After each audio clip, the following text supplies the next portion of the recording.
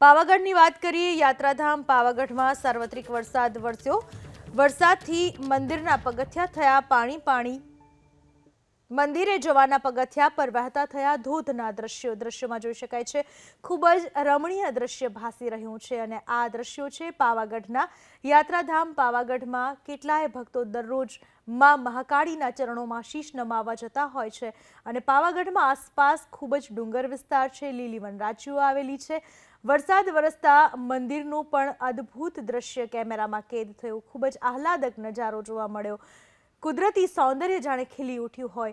મહાકાળી માતાજીના મંદિરની ધજાથી માંડીને આખું જે મંદિરનું કલાકૃતિ છે, શિલ્પકૃતિ છે, ખૂબ જ અદ્ભુત ભાસી રહી હતી અને સાથે જ મંદિરના પગથિયા ઉપરથી પણ પાણી વહેતા થયા અને આખું ચારે બાજુ ખૂબ જ રમણીય દ્રશ્ય સર્જાઈ ચૂક્યું હતું।